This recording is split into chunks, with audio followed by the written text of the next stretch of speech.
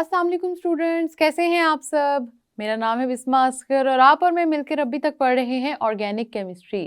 Organic chemistry की जहाँ तक हमने बात की थी वो था कोल तक हम पहुँच गए थे। और अब आगे हमने मज़ीद बढ़ना है और ये देखना है कि कोल के डिस्ट्रक्टिव डिस्टिलेशन से आखिर होता क्या है।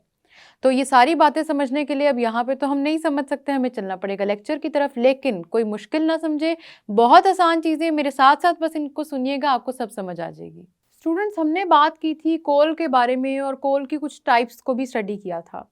और साथ ही साथ हमने ये भी देखा था कि कोल में वुड कन्वर्ट किस तरह से होती है। अब ये जो कन्वर्जन है ना, ये बड़ी इंपॉर्टेंट है। कार्बोनाइजेशन का इसको प्रोसेस कहते हैं।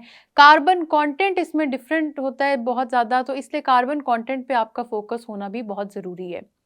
ये सारी की सारी बातें तो हमने कर ली और ये भी देख लिया कि कौन सी कोल की ऐसी टाइप है हमारे पास जो इम्पॉर्टेंट है। अब हम आगे चलते हैं और कोल की मज़ीद बात करते हैं, क्योंकि देखिए हमने तो ये बात की है कि जो जितने सोर्सेज हैं ऑर्गेनिक कंपाउंड्स के, वो सारे के सारे सोर्सेज हमें ऑर्गेनिक कंपाउंड्स देंगे। तो क्यों बात कर रहे हैं हम कोल की यहाँ पे? क्योंकि हम चाहते हैं कि कोल से जो ऑर्गेनिक कंपाउंड्स मिल रहे हैं हम उन तक क्यों ना चलें। बिल्कुल ऐसा ही है ना। तो कोल की बात करते हैं कि कोल से आप ऑर्गेनिक कंपाउंड्स को किस तरह डिराइव करते हैं।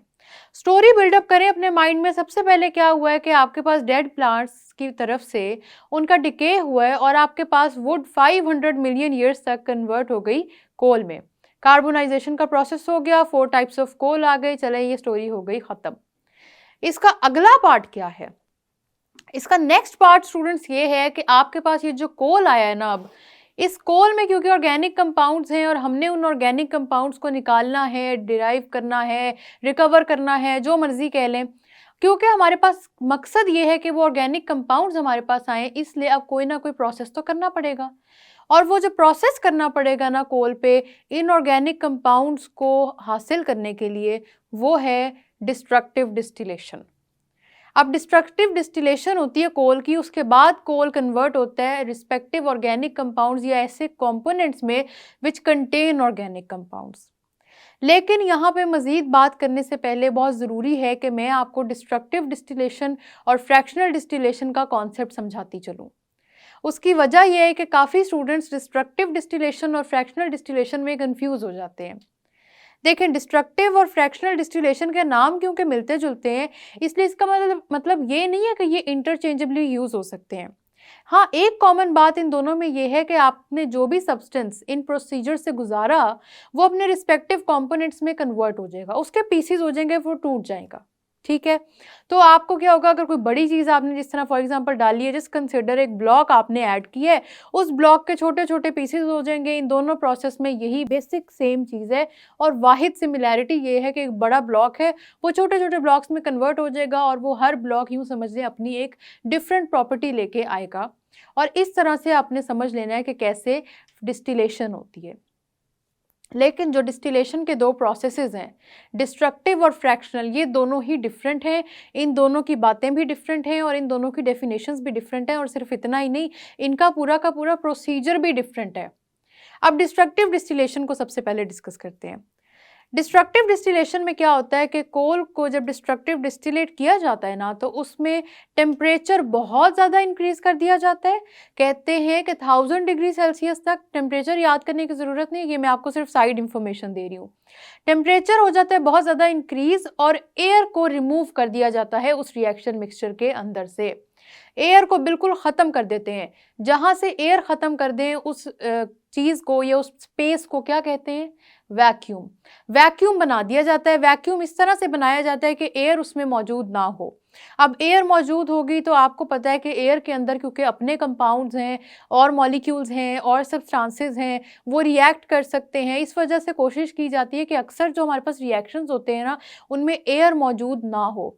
तो डिस्ट्रक्टिव डिस्टिलेशन का प्रोसेस भी कुछ इसी तरह से होता है, एयर की एब्सेंस में। और कौन सी दूसरी कंडीशन इंपॉर्टेंट है कि आपने टेम्परेचर बहुत ज़्यादा इंक्रीज कर देना है।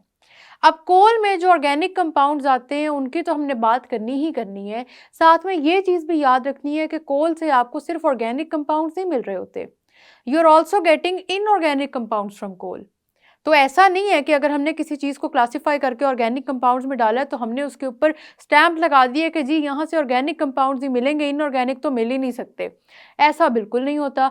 हमारे पास वहाँ उस चीज़ में से ऑर्गेनिक कंपाउंड्स भी मिलेंगे, इनऑर्गेनिक भी मिलेंगे, लेकिन क्योंकि इन चीज़ों में, कोल में ऑर्गेनिक कंपाउंड्स की क्वांटिटी बहुत ज़्यादा है, इस वजह से हम कहते हैं कि कोल हमारे पास important source of organic compounds है। ये बात समझ में आई आपको कि ऑर्गेनिक भी हैं, इनऑर्गेनिक भी हैं। अगर इनऑर्गेनिक ज़्यादा होते तो हम कहते हैं कोल हमारे पास इनऑर्गेनिक कंपाउंड्स का इंपॉर्टेंट सोर्स है, लेकिन क्योंकि हमारे पास यहाँ पे ऑर्गेनिक कंपाउंड्स ज़्यादा मिलेंगे हमें कोल से, इस वजह से हम कह रहे हैं कि इंपॉर्टेंट सोर्स कोल किस चीज़ का हुआ, ऑर्गेनिक कंपाउंड्स का।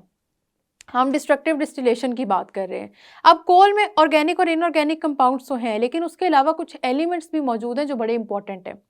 आपके पास कोल हो, ऑर्गेनिक केमिस्ट्री की बात हो रही हो, तो कार्बन और हाइड्रोजन हम इसमें होते ही होते हैं, ऑक्सीजन भी है और साथ ही साथ नाइट्रोजन और सल्फर के कंपाउंड्स भी मौजूद हैं।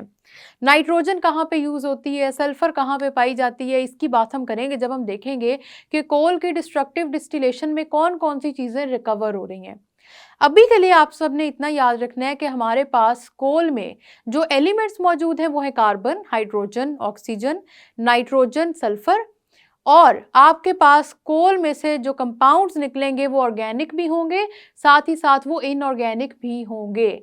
समझ में आई? ये बात बहुत इंपॉर्टेंट है, ये बात भूलनी नहीं है, क्योंकि स्टूडेंट्स अक्सर कंफ्यूज हो जाते हैं और आपके ज़हन में क्वेश्चन आएगा कि मिस क्या इसका मतलब है कि कोल से हम सिर्फ और सिर्फ ऑर्गेनिक कंपाउंड्स को डिस्कवर कर सकते हैं? ऐसा नहीं होता। कोल से आप ऑर्गेनिक कंपाउंड्स भी डिस्कवर कर सकते हैं और इनऑर्गेनिक कंपाउंड्स भी डिस्कवर कर सकते हैं, लेकिन इनऑर्गेनिक की क्वांटिटी होती है कम, ऑर्गेनिक की क्वांटिटी होती है बहुत ज़्यादा। कोल से हमें कौन कौन से बाय प्रोडक्ट्स मिलते हैं उसकी तो हम बात करेंगे, लेकिन पहले तो मैंने बाय प्रोडक्ट्स बोल दिए तो क्यों ना आपको मतलब भी समझा दूं। देखें, कोल से निकलते हैं, जब आपने कोल की डिस्ट्रक्टिव डिस्टिलेशन की ना तो इसमें से निकलेंगे बहुत से प्रोडक्ट्स जिनको हम कहते हैं बाय प्रोडक्ट्स। बाय प्रोडक्ट्स का मतलब ये होता है कि ऐसे प्रोडक्ट्स कि जिनको आप कह लें कि वो उस वक्त उस रिएक्शन मिक्सचर की नीड नहीं है, लेकिन वो हैं कुछ इस तरह के कि वो कहीं और चले यूज़ हो जाएंगे। तो बाय प्रोडक्ट्स उस रिएक्शन मिक्सचर की नीड नहीं होते। बाय प्रोडक्ट्स ऐसे प्रोडक्ट्स होते हैं जिसको आप कहते हैं कि उस पॉइंट ऑफ टाइम में ज़रूरत नहीं थी इनकी, लेकिन चले निकल आए हैं क्योंकि हमने देख लिए, तो देख लेते हैं क्या कहीं और इसकी यूज़ है, क्या कहीं और ये यूज़ हो सकते हैं। तो कुछ बाय प्रोडक्ट्स होते हैं, इसीलिए हम कह रहे हैं कि ऑर्गेनिक कंपाउंड्स भी हैं, इनऑर्गेनिक कंपाउंड्स भी हैं, दोनों तरह के हैं। दोनों तरह कहाँ कहाँ यूज़ होते हैं उसकी बात हम थोड़ी देर में डिटेल में करेंगे। सबसे पहले उस कॉन्सेप्ट को पूरी तरह समझते हैं जिसको स्टार्ट किए हमने और नाम दिया डिस्ट्रक्टिव डिस्टिलेशन और फ्रैक्शनल डिस्टिलेशन। डिस्ट्रक्टिव डिस्टिलेशन की तो हमने बात कर ली, फ्रैक्शनल डिस्टिलेशन की अब थोड़ी सी बात करते हैं। फ्रैक्शनल डिस्टिलेशन स्टूडेंट्स ये होता है कि आपने हीट तो दी है, लेकिन अब वो चीज़ किस तरह से कन्वर्ट हो रही है अपने कंपोनेंट्स में, वो बात बहुत इंपॉर्टेंस रखती है। देखें, वो जो भी चीज़ आप जिसकी भी फ्रैक्शनल डिस्टिलेशन करें ना, यूजुअली हम पेट्रोलियम की फ्रैक्शनल डिस्टिलेशन करते हैं। जब हम फ्रैक्शनल डिस्टिलेशन करते हैं ना, तो क्योंकि उसमें गैस प्रोड्यूस होना शुरू हो जाती है, तो गैस प्रोड्यूस होके बिल्कुल आपको नज़र आ रहा होगा फर्नेस के बॉटम में आपका कंपाउंड पड़ा था, और अब इसकी जब फ्रैक्शनल डिस्टिलेशन शुरू हुई तो इसमें से गैसेस निकलनी शुरू हो जाएंगी। वो जितनी गैसेज है ना, अब आपको नज़र आ रहा है कि साइड पे कंपार्टमेंट्स बने हुए हैं। स्टूडेंट्स, ये वो कंपार्टमेंट्स हैं कि जहाँ पे जिस गैस का जितना बॉइलिंग पॉइंट होगा या जितना वेट होगा वो उस हिसाब से वहाँ पे सेटल डाउन करती जाएगी। कुछ ऐसे सब्सटेंसेस होते हैं कि जिनका वेट ज़्यादा होता है, वो क्योंकि फर्नेस के टॉप तक नहीं जा सकते तो वो वहीं नीचे वाले कंपार्टमेंट में स्टे कर जाते हैं। तो जिनका मैस ज़्यादा हुआ वो ऊपर नहीं ट्रैवल कर सकेंगे, नीचे वाले कंपार्टमेंट में अलहदा हो गए, सेपरेट हो गए और आपको वो मिल गया फ्रैक्शन। फिर बाकी गैस जो ऊपर ट्रैवल कर रही है उसमें वो चीज़ अब नहीं है जो सेपरेट हो गई है, बाकी चीज़ें मौजूद हैं। ऐसे करते करते हर कंपार्टमेंट में आपके पास टिल द टॉप सारे के सारे फ्रैक्शंस अलग हो जाएंगे उस एक चीज़ के जिसकी आप फ्रैक्शनल डिस्टिलेशन कर रहे थे।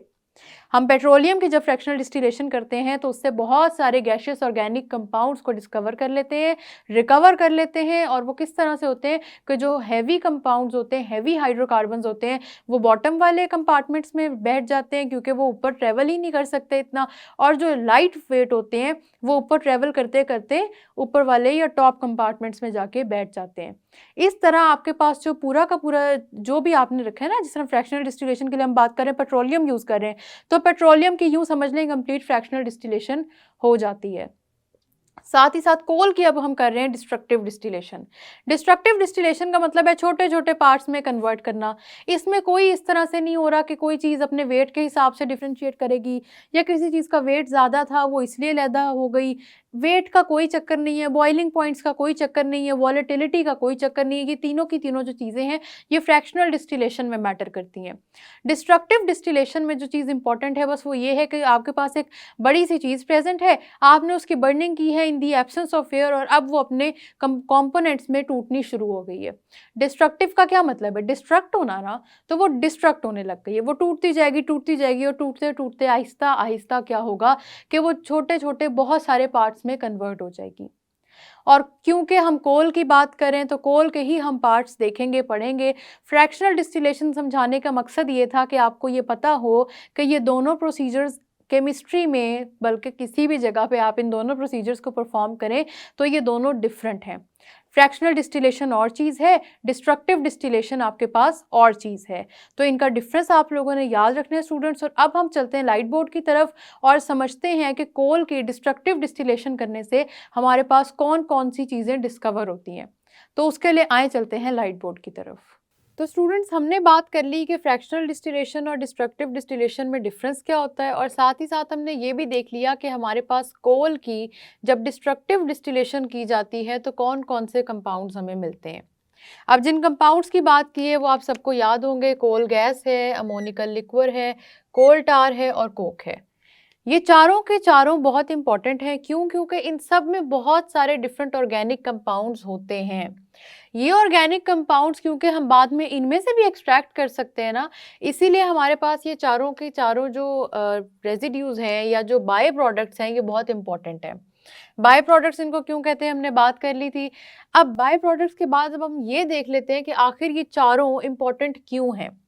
सबसे पहले जो चीज़ मैंने लिखी है ना फ्रैक्शनल डिस्टिलेशन और डिस्ट्रक्टिव डिस्टिलेशन के बारे में, ये डिफरेंस आप लोगों ने याद रखना है। क्योंकि क्या होता है कि स्टूडेंट्स अक्सर इसको कंफ्यूज कर देते हैं और समझते हैं कि ये दोनों एक ही चीज़ हैं और इनको इंटरचेंजेबली यूज़ किया जा सकता है। ये एक ही चीज़ नहीं है, ये दो डिफरेंट चीज़ें हैं। और कुछ चीज़ों की होगी डिस्ट्रक्टिव डिस्टिलेशन और कुछ की होगी फ्रैक्शनल। ये दोनों एक ही प्रोसेस नहीं है। मतलब मैं अगर आपसे कह रही हूँ ना कि आपने जब तक कोल की डिस्ट्रक्टिव डिस्टिलेशन ना की तब तक आपको ये प्रोडक्ट्स नहीं मिलेंगे, तो आप ये नहीं कह सकते कि जब तक हम इनकी फ्रैक्शनल डिस्टिलेशन ना कर लें तब तक नहीं मिलेंगे। फ्रैक्शनल डिस्टिलेशन इसका प्रोसेस नहीं है। केमिस्ट्री में नाम थोड़े से अगर आपको सेम लगे तो ये मत समझा करें कि नाम सेम है तो चीज़ें भी सेम होंगी। चीज़ें डिफरेंट हैं, चीज़ें मुख्तलिफ हैं, और वो डिफरेंट किस तरह से हैं उस बारे में आज हमने बात करनी है। अब फ्रैक्शनल और डिस्ट्रक्टिव डिस्टिलेशन का डिफरेंस आई होप आप सबको समझ आ गया होगा। तो हम आगे चलते हैं और अब हम जो बात करने लगे इन चार कंपोनेंट्स की जो कि बाय प्रोडक्ट्स हैं, जो कि हमारे पास एक्सट्रैक्ट होते हैं जब हम डिस्ट्रक्टिव डिस्टिलेशन करते हैं कोल की। उनमें सबसे पहले है कोल गैस। ठीक है, कोल गैस किस तरह से निकलती है ये मैंने आपको बताया, वेपोरेट भी हो जाती है। अब इसमें होता क्या कि इसके अंदर जो इंपॉर्टेंट ऑर्गेनिक कंपाउंड्स है ना वो है मीथेन। इंपॉर्टेंट यही है। अब हाइड्रोजन भी मैंने लिखा है, कार्बन मोनोऑक्साइड भी मैंने लिखा है। ऐसा होता है कि अब ये नहीं है कि अगर आपने कोल की डिस्ट्रक्टिव डिस्टिलेशन की तो हम एक्सपेक्ट करेंगे कि सिर्फ हमें ऑर्गेनिक कंपाउंड्स मिलेंगे। क्योंकि मुझे बताएं रिस्ट्रिक्शन किस बात की है? किसी बात की नहीं है ना, उसके अंदर कोई भी और चीज़ मौजूद हो सकती है। तो क्योंकि कोई भी और चीज़ मौजूद हो सकती है तो हम यहाँ पे बात करेंगे जब हाइड्रोजन की और कार्बन मोनोऑक्साइड की, तो हम ये कहेंगे कि कोल की डिस्ट्रक्टिव डिस्टिलेशन से सिर्फ हमें ऑर्गेनिक कंपाउंड्स नहीं मिलते बल्कि इनऑर्गेनिक कंपाउंड्स भी मिलते हैं। ये बात बहुत इंपॉर्टेंट है, आप सबने याद रखनी है। इनऑर्गेनिक कंपाउंड्स भी हम आराम से मैन्युफैक्चर कर लेते हैं जब हम कोल की डिस्ट्रक्टिव डिस्टिलेशन करते हैं। तो आपके पास मीथेन, आप सबको याद होगा, एक कार्बन एटम है, 4 हाइड्रोजन एटम्स है, CH4 मीथेन है हमारे पास। मीथेन है एक आपके पास जो कोल गैस में से निकलेगी।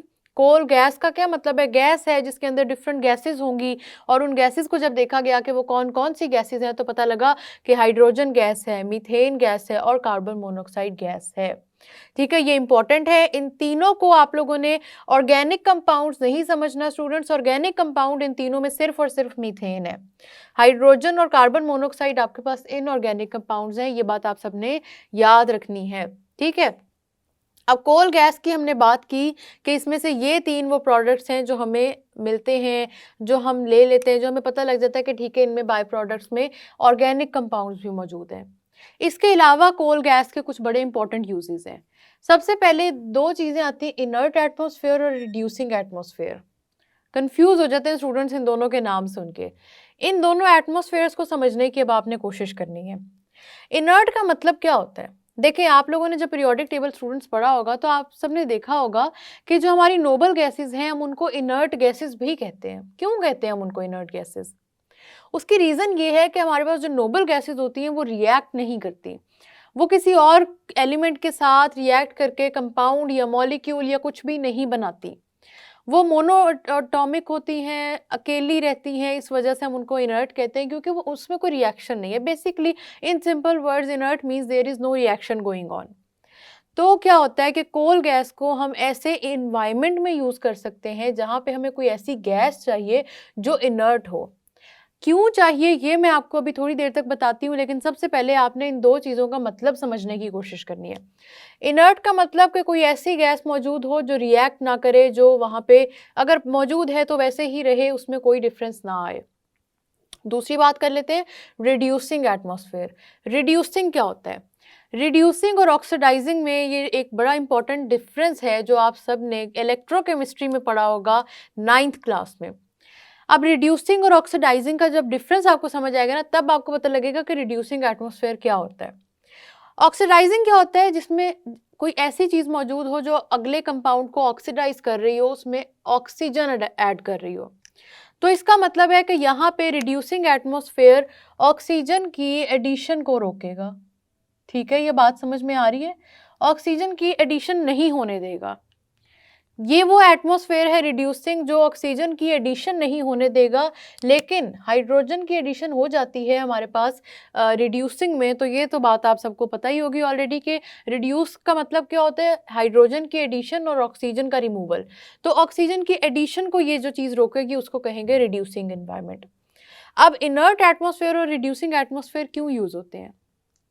हो सकता है कि कुछ ऐसे एक्सपेरिमेंट्स हो, और ये बात मैं आपको बहुत सिंपल वर्ड्स में एक्सप्लेन कर रही हूँ ताकि आप लोगों को ये कॉन्सेप्ट समझ में आ जाए। इनर्ट एटमॉस्फेयर कहाँ यूज़ होगा? हो सकता है कोई कोई ऐसा केमिकल रिएक्शन हो रहा है कि जहाँ पे एक कुछ गैसेस का ऐड करना ज़रूरी है, लेकिन आप ये नहीं चाहते कि वो गैसेस आपके रिएक्टेंट्स के साथ या आपके प्रोडक्ट्स के साथ रिएक्ट करके कुछ और बनाएं।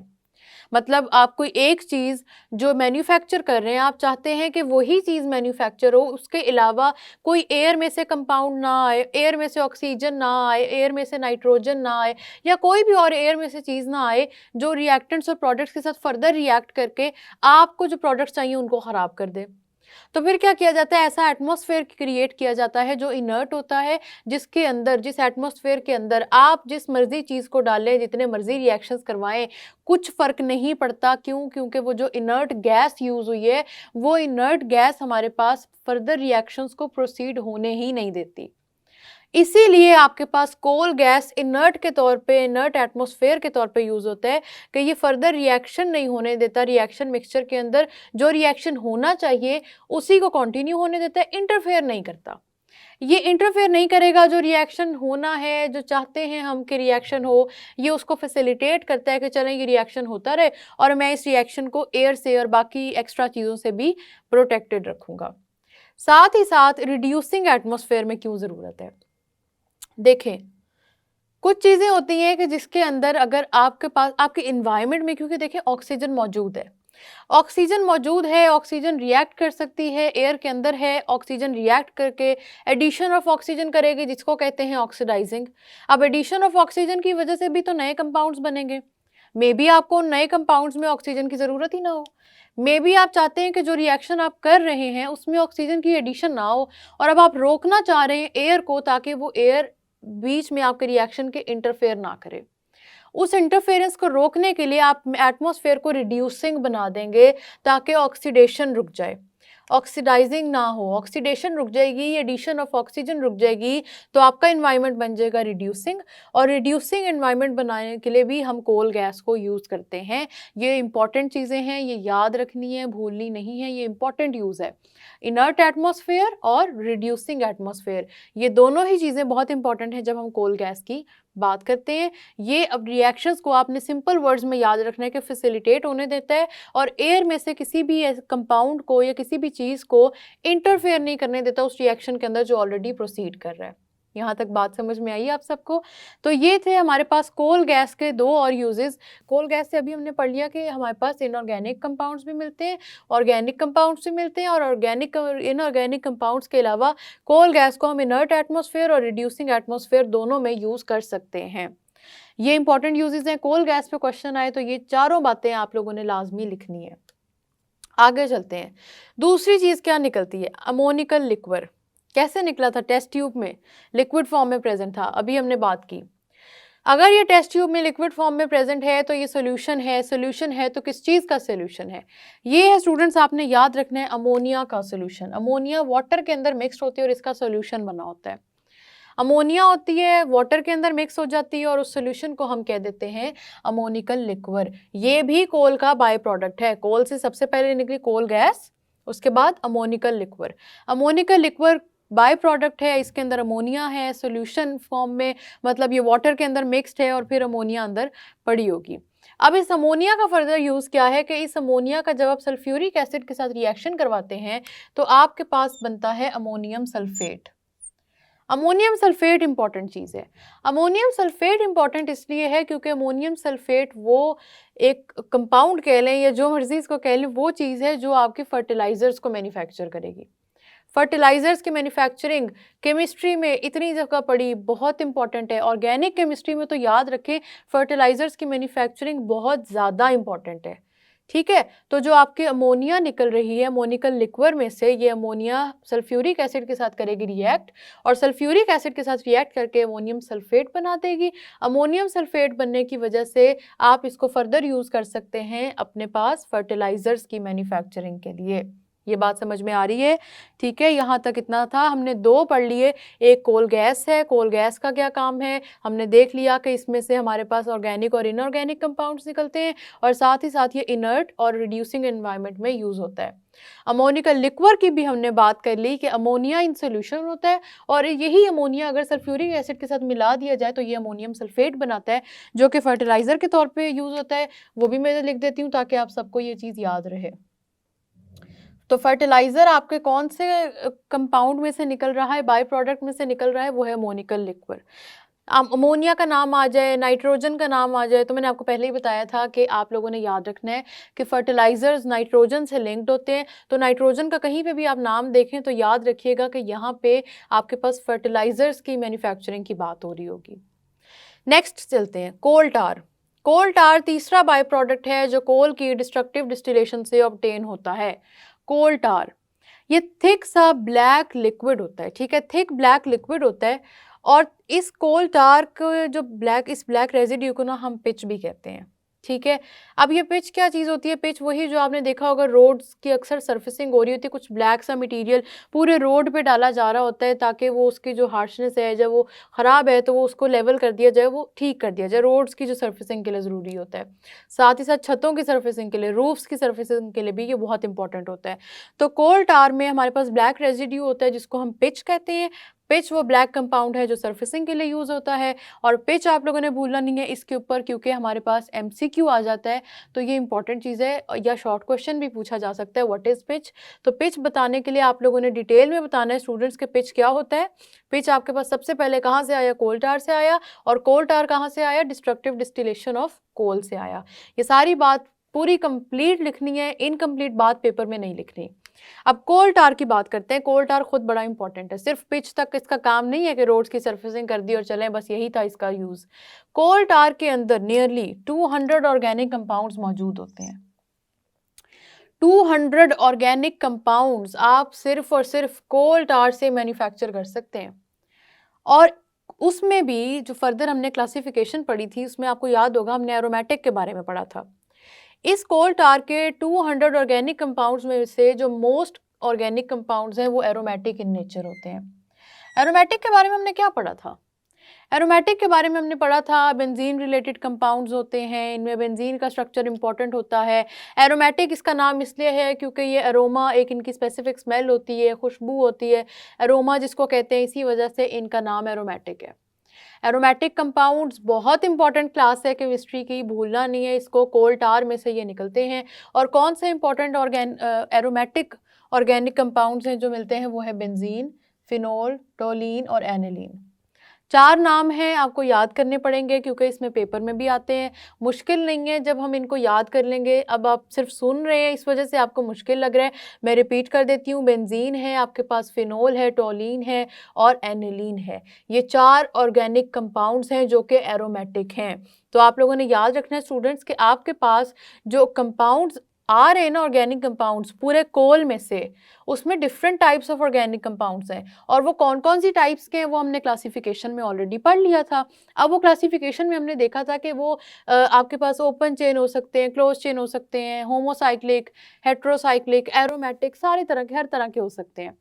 तो जो एरोमेटिक है, अभी तक देखें कोल की डिस्ट्रक्टिव डिस्टिलेशन में एरोमेटिक हमने सिर्फ एक जगह पढ़ा है, वो है कोल टार।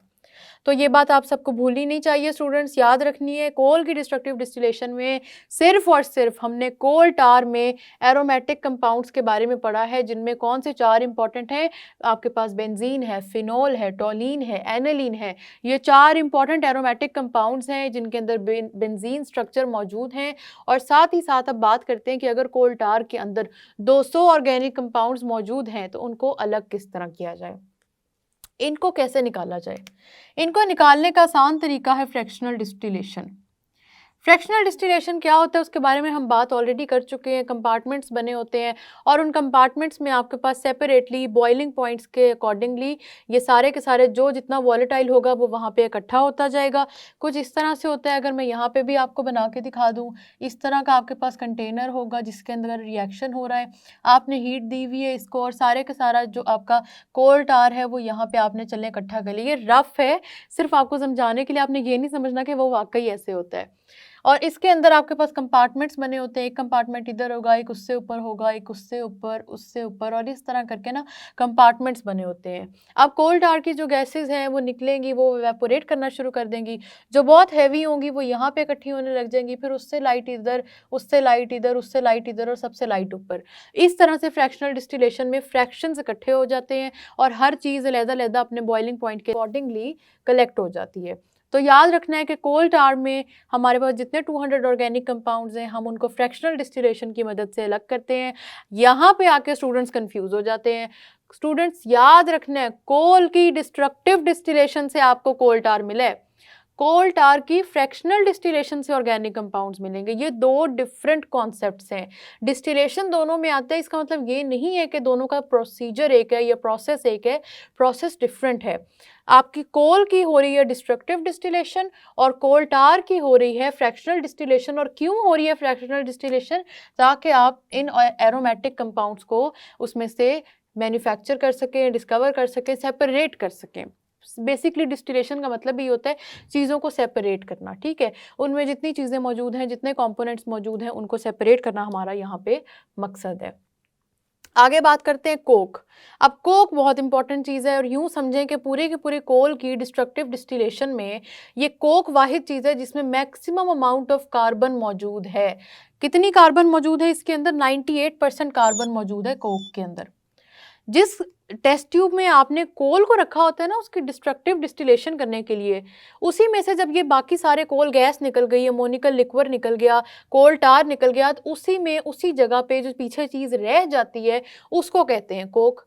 मतलब कि कोल जो था वो सारा का सारा डिस्टिलेट हुआ, उसकी डिस्ट्रक्टिव डिस्टिलेशन हुई, वो अपने अपने पार्ट्स में कन्वर्ट हो गया। तो अब जो पीछे चीज़ रह गई है उसको आपने कह देना है कोक। मतलब ये अलहदा से टेस्ट ट्यूब में नहीं आपने देखनी, ये अलहदा टेस्ट ट्यूब में नहीं कलेक्ट होती, ये उसी टेस्ट ट्यूब में होती है जब आपका कोल कन्वर्ट हो जाता है कोक में। तो होता क्या है, जो आपका कोल है ना स्टूडेंट्स, ये कन्वर्ट हो रहा होता है कोक में, और इस दौरान जितने भी अलहदा से बाय प्रोडक्ट्स हैं, जो कि 3 हमने पढ़े हैं, वो कलेक्ट हो रहे होते हैं दूसरी टेस्ट ट्यूब के अंदर। ठीक है, तो जिसमें आपने कोल रखा है उसी के अंदर आपको कोक मिलेगा, बाकी के 3 आपको दूसरी टेस्ट ट्यूब के अंदर मिलेंगे। तो अब ये कोक है, वो रेजिड्यू है, जो चीज़ पीछे रह गई है कोल की डिस्टिलेशन के बाद। कोल ख़त्म हो गया, कोक तक जब बात आ गई तो इसका मतलब कोल ख़त्म हो गया। कोल ख़त्म होने से जो पीछे चीज़ रह गई है ना, अब वो है कोक। और कोक के अंदर 98% कार्बन कंटेंट मौजूद होता है। एमसीक्यू में ये चीज़ पूछी जाती है। 98% इसके अंदर कार्बन कंटेंट मौजूद है। ये फ्यूल के तौर पे भी यूज़ होता है और साथ ही साथ रिड्यूसिंग एजेंट के तौर पे भी यूज़ होता है। रिड्यूसिंग एजेंट क्या होता है वो हमने पहले ही बात कर ली। कोई ऐसा इन्वायरमेंट जो ऑक्सीडाइजिंग को रोके ताकि रिएक्शंस में कोई इंटरफेरेंस ना आए। तो ये चीज़ें इंपॉर्टेंट हैं। ये फ्यूल के तौर पे यूज़ होगा, रिड्यूसिंग एजेंट के तौर पे यूज़ होगा। ये चीज़ आपसे पेपर में पूछी जाएगी। साथ ही साथ रिड्यूसिंग एजेंट में यूज़ करते हैं, और अक्सर क्या होता है स्टूडेंट्स, ये जो हम रिड्यूसिंग एजेंट की यहाँ पे भी बात की और फिर हमने कोल गैस के लिए भी बात की, तो ये जो रिड्यूसिंग एजेंट्स होते हैं ना, ये किसी ना किसी मेटलर्जिकल प्रोसेस में यूज़ हो रहे होते हैं। मेटलर्जिकल प्रोसेस का मतलब होता है कि जहाँ पे मेटल्स की मैन्युफैक्चरिंग हो रही है, जहाँ पे मेटल्स तैयार हो रहे हैं, जहाँ पे मेटल्स के साथ कुछ ना कुछ, बस आप ये याद रखें, जहाँ मेटल्स के साथ कुछ ना कुछ हो रहा है। ठीक है, तो जो कोक है जिसको रिड्यूसिंग एजेंट के तौर पे यूज़ करना है, ये Coke extraction of many metals में यूज़ होता है, जिसमें एक इम्पॉर्टेंट चीज़ है आपके पास आयरन। आयरन की एक्सट्रैक्शन में ये कोक आपके पास यूज़ होता है, और वहाँ पे ये किस तरह यूज़ हो रहा होता है, ये रिड्यूसिंग एजेंट बन जाता है। ये बात याद रखनी है, कोक आपका 98% कार्बन कंटेंट वाला रिड्यूसिंग एजेंट बनता है for the extraction of metals, specially iron. Paper में ये चीज़ एमसीक्यू में पूछी जा सकती है, इस वजह से मैं इसको रिपीट कर रही हूँ और आप सबने इसको अब गौर से सुनना है, याद रखना है। आपके कोल की होगी destructive distillation. Destructive distillation complete होने के बाद जो पीछे चीज़ रह गई है उसको कहते हैं कोक। कोक में 98% कार्बन कंटेंट होता है, और ये यूज़ होता है बहुत सारे मेटल्स की एक्सट्रैक्शन में एज अ रिड्यूसिंग एजेंट। और रिड्यूसिंग एजेंट की तरफ जब ये यूज़ होता है तो जो स्पेशली एक मेटल इसकी वजह से आप मैन्युफैक्चर करते हैं या एक्सट्रैक्ट करते हैं, वो होता है आयरन। ये इंपॉर्टेंट चीज़ है। और साथ ही साथ आपके ये जितने हमने पढ़े डिस्ट्रक्टिव डिस्टिलेशन की वजह से जितने कंपाउंड्स आ रहे हैं, ये सारे के सारे भी बहुत इंपॉर्टेंट हैं। ये चीज़ें आप सब ने भूलनी नहीं है। कोल पे क्वेश्चन आ जाता है कि उसकी डिस्ट्रक्टिव डिस्टिलेशन होती है तो कौन कौन से कंपाउंड्स डिस्कवर होते हैं, कहाँ से होते हैं। ऑर्गेनिक कंपाउंड्स के साथ साथ इनऑर्गेनिक भी इसके अंदर मौजूद होते हैं, ये चीज़ भी आप सब ने याद रखनी है। कोल गैस के यूजेस अलग हैं, अमोनिकल लिक्वर के अलग हैं। कोल गैस के जो हैं उसमें गैस है तो गैशियस कंपोनेंट्स होंगे, जाहिर सी बात है, फिर वो इनर्ट और रिड्यूसिंग एटमॉस्फेयर में भी यूज़ हो जाएगी। अमोनिकल लिक्विड की बात आ गई तो जहाँ पे अमोनिया देखें वहाँ पे अमोनिकल हो, अमोनियम लिखा हो, अमोनिया याद रखा करें। अमोनिया होगा, जाहिर सी बात है, और अमोनिया जहाँ होगा वो फर्टिलाइज़र तो बनाएगा ही बनाएगा। तो फर्टिलाइज़र कैसे बनाएगा, सल्फ्यूरिक एसिड के साथ मिलकर बना लेगा। एसिड्स बेसिस और सॉल्ट्स में हमने पढ़ा था सल्फ्यूरिक एसिड फर्टिलाइजर्स की मैन्युफैक्चरिंग के लिए भी यूज़ होता है, इसलिए इस तरह भी इसको याद रखना है। कोल टार की बात आएगी, थिक ब्लैक लिक्विड है, इसमें पिच होता है जो रोड्स की सर्फिसिंग के लिए होता है। और सबसे इंपॉर्टेंट बात इसके बारे में ये है कि इसके अंदर 200 ऑर्गेनिक कंपाउंड्स होते हैं, जिसमें से मोस्टली एरोमेटिक होते हैं, जिसमें आते हैं बेंजीन, फिनोल, टोलिन और एनिलीन। ये 4 बहुत इंपॉर्टेंट हैं, पेपर में पूछे जाते हैं। और फाइनली कोक है 98% carbon. It is use as a reducing agent for the extraction of metals, specially iron. ये चीज़ भी आप सबने याद रखनी है, पेपर में पूछा जाता है। तो देखा आपने कोल की डिस्ट्रक्टिव डिस्टिलेशन कितनी इजी है, एक तो पढ़ने के लिहाज से, और दूसरा अगर ऑर्गेनिक केमिस्ट्री के लिहाज से देखें तो ये कितनी यूज़फुल है। तो अब यही हो रहा है कि इसको बड़े आराम से इंडस्ट्रियली परफॉर्म किया जा रहा है ताकि आराम से इसके जितने बाय प्रोडक्ट्स हैं उनको ले लिया जाए और 500 मिलियन ईयर्स तक वेट ना करना पड़े। ये सारे के सारे बाय प्रोडक्ट्स बहुत इंपॉर्टेंट हैं क्योंकि इन सब में ऑर्गेनिक कंपाउंड्स आते हैं। ये सारे पेपर में पूछे जाते हैं, तो इस वजह से आपने गौर से देखने हैं, गौर से समझना है। आप इनको याद करें। हम मिलेंगे नेक्स्ट लेक्चर में, तब तक के लिए अल्लाह हाफिज़।